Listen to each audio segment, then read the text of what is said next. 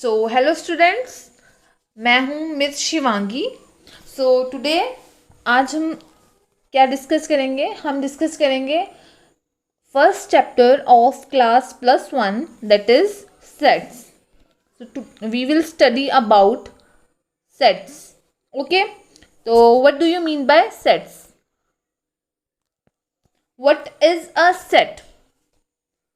So a set is a collection of well-defined and different objects where well-defined signifies whether a particular object belongs to a set or not and different signifies no repetition of objects. तो क्या कहना चाहते हैं कि क्या होता है set?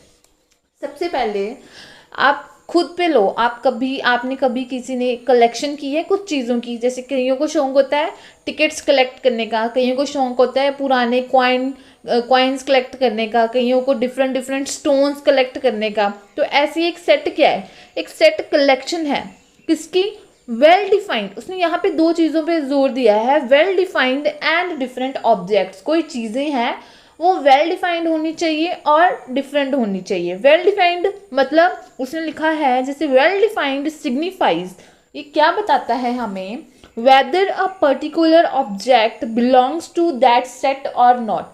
मतलब कि हमने जो सेट लिया है, अगर हम एक कॉइन्स इकट्ठे कर रहे हैं, मान लो हमने कॉइन्स इकट्ठे करने शुरू किए, ठीक है, तो हमारा वो सेट क्या हो गया? सेट ऑफ कॉइन्स हो गया, कलेक्शन ऑफ कॉइन्स हो गया। लेकिन अगर हमने उस कॉइन्स के सेट में एक पत्थर ऐड कर दिया, एक स्टोन ऐड कर दिया, क्या वो हमारा सेट होगा? तो मैथमेटिक्स में कहते हैं कि वो हम उसको set as a set consider नहीं करेंगे। क्यों? क्योंकि उसमें क्या चीज़ है, वो वेल डिफाइंड होना चाहिए। कि मतलब जो हम ऊपर सेट को डेफिनेशन, जो उसकी परिभाषा है, जो उसको जैसे परिभाषित किया गया था, जो उसकी डेफिनेशन दी गई थी, उसके अकॉर्डिंग जो उसके ऑब्जेक्ट्स हैं वो होने चाहिए। जिस हिसाब से हमने ऊपर सेट्स को परिभाषित किया था, उसके हिसाब से हमारे पास जो उसके ऑब्जेक्ट्स हैं वैसे होने चाहिए। तो हमने क्या बनाया था? हम तो सेट बना रहे थे सिक्कों का, हम तो सेट्स बना रहे थे कॉइन्स का। तो ऊपर से अगर हमने इसमें बीच में एक पत्थर डाल दिया तो वो हमारा सेट नहीं कहलाएगा। तो मतलब सबसे पहले क्या इंपॉर्टेंट कंडीशन है जो होनी चाहिए एक सेट की? एक सेट को वेल डिफाइंड होना चाहिए। सेट को क्या होना चाहिए? Well defined. एंड दूसरे पे लिखता है डिफरेंट। तो डिफरेंट का क्या सिग्निफाई करते हैं यहाँ पे? Different means non repetition of objects in mathematics. एक सेट वेल डिफाइंड होना चाहिए और उसकी दूसरी कंडीशन है कि वो उसमें जो ऑब्जेक्ट्स हैं, उसमें जो एलिमेंट्स हैं, उसमें जो चीज़ें हैं वो डिफरेंट होनी चाहिए। अगर मैं कॉइन्स कलेक्ट कर रही हूँ तो मेरा हर एक कॉइन हर दूसरे कॉइन से क्या होना चाहिए? अलग होना चाहिए। अगर मैं उसमें 10 रुपये के, मतलब अगर मैं एक रुपये के 10 ऐसे सिक्के इकट्ठे कर लूँ तो क्या मैं मैथमेटिक्स में मैं उसको सेट कंसीडर नहीं करूँगी, मैं उसको एक सेट नहीं बोलूँगी। क्योंकि मेरी डेफिनेशन क्या कहती है? मेरी सेट की डेफिनेशन कहती है कि डिफरेंट होने चाहिए। एक उसका जो एक एलिमेंट है, हर एक एलिमेंट हर दूसरे एलिमेंट से क्या होना चाहिए? डिफरेंट होना चाहिए। तो ये हो गया एक सेट। तो अब हम देखते हैं examples of a set. Examples of a set, सबसे पहले हमारे पास है set of all days in a week. तो अगर हम इसको आगे जाएं, अगर हम इसको वेरीफाई करते हैं, क्या ये सही है? क्या हम पूरे हफ्ते के दिनों को एक सेट बना के लिख सकते हैं? सबसे पहले हफ्ते में कितने दिन होते हैं? वीक में 7 डेज होते हैं। 7 days started from Sunday, it start from Sunday, Monday, Tuesday, Wednesday, Thursday, Friday, Saturday. तो ये 7 के 7 दिन, 7 के 7 दिन अलग है और वेल डिफाइंड है। क्यों? डेफिनेशन क्या कह रही है? हफ्ते के 7 दिन। हफ्ते के 7 दिन ये एक चीज़ एग्जिस्ट करती है, ये एक प्रॉपर डेफिनेशन है, ये एक प्रॉपर परिभाषा है। तो हमारी पहली कंडीशन जो थी सेट की कि वेल डिफाइंड होना चाहिए, वो हो गया हमारा, ठीक है। अब दूसरी कंडीशन क्या है? कि हर एक एलिमेंट हर दूसरे एलिमेंट से डिफरेंट होना चाहिए। तो हर एक दिन, Monday is different from Tuesday, Tuesday is different from Wednesday. हर एक दिन क्या है? सोमवार मंगलवार से अलग है, मंगलवार बुधवार से अलग है। हर एक हफ्ते का हर एक दिन अलग है, हर एक दिन अलग है, कोई भी 2 दिन सेम नहीं होते। तो क्या हो गया? ये हमारे पास एक सेट हो गया, ठीक है। अगली एग्जाम्पल है set of all states in India. अब जो इंडिया में जितनी भी परिभाषा है उनका सबका सेट, तो इंडिया में जितने भी राज्य हैं उन सभी का सेट क्या होगा हमारे पास, वो कहता हूँ जितने राज्य हैं इंडिया में, जितने राज्य हैं उन सबका सेट बना के लिख सकते हैं हम। कैसे लिखेंगे? पूरे जितने राज्य हैं इंडिया में, कौन कौन से राज्य, जैसे क्या कहते हैं, हिमाचल हो गया, पंजाब हो गया, हरियाणा हो गया, इन सब के सारे क्या है, डिफरेंट है। पहली कंडीशन तो राज्य कि इंडिया में जितने राज्य आते हैं, ये एक परिभाषा है, एक ये वेल डिफाइंड स्टेटमेंट है, यस। दूसरी कंडीशन डिफरेंट, हर एक राज्य अलग है, हिमाचल पंजाब से अलग है, पंजाब हरियाणा से अलग है, ऐसे सोन। तो क्या हो गया, ये एक हमारे पास सेट हो गया। अगली है set of all natural number. Natural number, पहले तो नेचुरल नंबर क्या होते हैं, एक डेफिनेशन होती है, the number that starts from one. The number that starts from one, वो नेचुरल नंबर होते हैं। तो 1 2 3 4 5 6 7 8 9 10 सो ऑन, ये क्या है, ये हमारे पास एक सेट ही है। दोनों कंडीशन सेटिस्फाइड, हम सेट किसको बोलेंगे, हम सेट उसको बोलेंगे जिसमें दोनों कंडीशन सेटिस्फाई हो रही है हमारी। तो हमारे में इसमें नेचुरल नंबर्स में पहले तो डेफिनेशन वेल डिफाइंड है और दूसरा क्या है, डिफरेंट है। तो ये हमारे पास होगी some examples of a set. अब last example, set of even natural numbers from 0 to 20। इवन मतलब जो 2 से डिवाइड होते हैं, 0 से 20 में लेके वो कौन कौन से हैं, 2 4 6, ठीक है। इवन नेचुरल नंबर्स कौन से आ गए, 0 2 4 6 8, उसके बाद 12 14 16 18 20। तो ये क्या है हमारे पास, एक वेल डिफाइंड और डिफरेंट, जिसमें दोनों कंडीशन सेटिस्फाई होती हैं, वो हमारे पास होता है एक सेट। अब ये तो थी बात सेट की। अब आते हैं हम सेट्स को लिखते कैसे हैं, methods of defining a set. हम सेट्स को डिफाइन कैसे करते हैं?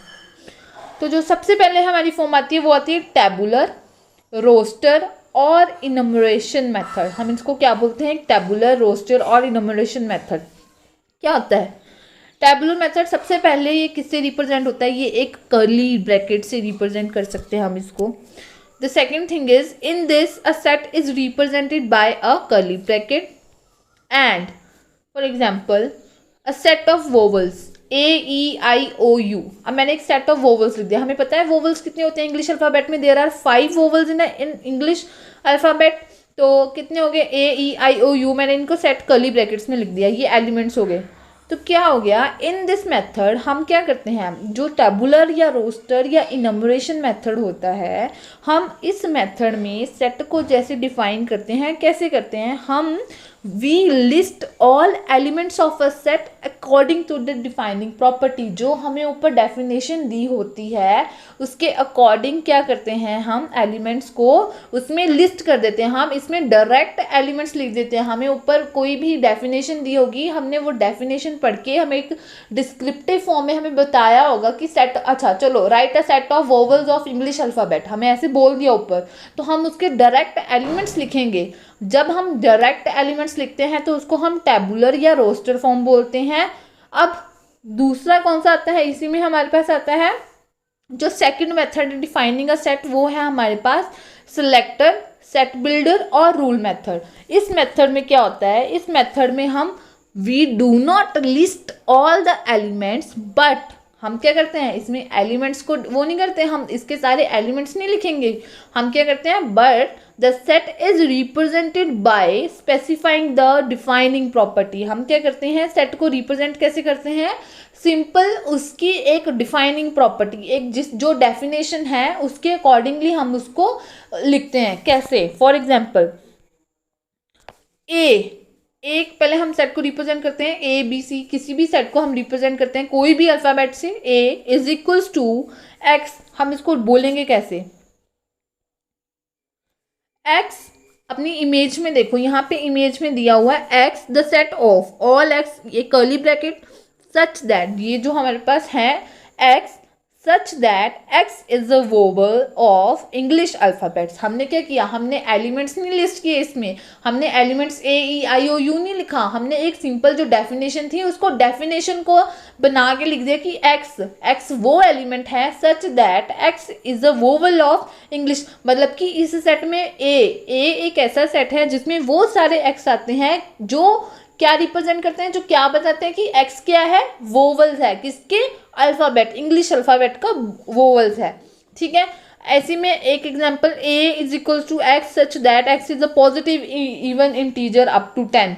वो पॉजिटिव इवन इंटीजर 10 से ऊपर, 10 तक, 10 तक, तो कौन कौन से आ गए? इवन 2 पॉजिटिव है तो मतलब कि 0 से बड़ा होगा, और इवन है तो 0, 0, 2, 4, 6, 8 अप टू 10 बोला है, तो 10 से पहले पहले। तो ये हम इसको ऐसे रिप्रेजेंट करते हैं, इसमें हम एलिमेंट्स नहीं लिस्ट करते, but the set is represented by specifying the defining property. अब ये सम एग्जांपल्स हैं हमें descriptive form, then set builder form, then roster form. Descriptive form में मतलब सिंपल जो डेफिनेशन है, the set of all vowels in English alphabet. तो set builder में मैंने क्या बताया? सेट बिल्डर में बताया कि X such that X is the vowel in the English alphabet. Set builder में क्या लिखते हैं हम? सेट बिल्डर में लिखते हैं हम डिफाइनिंग प्रॉपर्टी, और रोस्टर में क्या लिखते हैं हम? उसी डिफाइनिंग प्रॉपर्टी के साथ जाते हुए एलिमेंट्स। हम एलिमेंट्स किस में रिप्रेजेंट करते हैं? रोस्टर फॉर्म में। तो ये एक पूरा आपको स्ट्रक्चर बना दिया गया है कि हम सेट्स को कैसे लिखते हैं। ये एक simple definition, descriptive form, then उसको हम सेट बिल्डर में through defining property, and then roster form में हम उसके एलिमेंट्स, जैसे कि set of all odd positive integers less than और इक्वल टू 15। मैं इसको डिफाइन सेट बिल्डर की फॉर्म में कैसे लिखूंगी? Proper definition, that is curly bracket x such that x is an odd number and कहाँ से कहाँ है? odd positive integer less than और equal to 15। उसने बोला odd नंबर है, पॉजिटिव है तो मतलब ग्रेटर देन 0 होगा, और लेस देन और इक्वल टू 15, और 15 से या तो 15 के बराबर है या तो 15 से कम है। तो odd कौन कौन से आते हैं? जो 0 से बड़े हैं वो है 1, 3, 5, 7, 9, 11, 13 और 15। और यहाँ पे उसने बोला कि x क्या है? 0 से बड़ा है, 15 से छोटा और 15 के बराबर। तो ये हमने उसको रोस्टर फॉर्म में उसके एलिमेंट्स लिख लिए। ऐसे ही जो है थर्ड एग्जांपल है हमारे पास। अब जो लास्ट थिंग आती है, दो चीज़ें बहुत इंपॉर्टेंट है to be noted, note down. The first is the sets of 2, 9, 11, 5, 11, 9, 2, 5 and 11, 5, 9, 2 are all the same। मैंने बोला जो ये 2, 9, 11, 5, 11, 9, 2, 5 और 11, 5, 9, 2 हैं, ये सेट सारे सेम हैं। क्यों? क्योंकि जो सेट्स हैं उसमें जो अरेंजमेंट है, जो उसमें जो एलिमेंट्स रखे गए हैं, उनकी ऑर्डरिंग मैटर नहीं करती। उनकी वहाँ पे ऑर्डरिंग नहीं देखी जाती कि 2 पहले नंबर पे है, दूसरे वाले में 2 दूसरे नंबर पे हो गया, ये नहीं देखा जाता। उनकी ऑर्डरिंग नहीं देखी जाती, उनके ये देखा जाता है कि एलिमेंट्स डिफरेंट होने चाहिए और वेल डिफाइनिंग होने चाहिए। मैं इन सेट्स को एक ही कंसिडर करूँगी, चाहे मैं 2 को आगे लिखूँ चाहे मैं 2 को पीछे लिखूँ। मैं इसको अलग अलग नहीं मानूंगी, क्योंकि ये चीज़ यहाँ पे मैटर नहीं करती। सिर्फ 2 कंडीशंस जो हैं वो सेटिस्फाइड होनी चाहिए। और दूसरी बात है, repetition of elements is never allowed. अगर मैं लिख दूं 2, 2, 11, 9, 5, अगर मैं 2 रिपीट कर दूं तो मैं उसको सेट कंसीडर करूंगी ही नहीं। मैथमेटिक्स में वो सेट एक है ही नहीं। क्यों? क्योंकि बार बार यही कहा जा रहा है, सेट क्या होता है? एक वेल डिफाइंड प्रॉपर्टी को सेटिस्फाई करती है फर्स्ट कंडीशन, और दूसरी कंडीशन किसको सेटिस्फाई करती है? हमारे पास दूसरी कंडीशन हमें सेटिस्फाई करती है कि रेपिटेशन, जो रिपीट है, जो एलिमेंट है वो दोहराना नहीं चाहिए। Repetition is never ever allowed. Okay students, so this is all about sets. Thank you so much.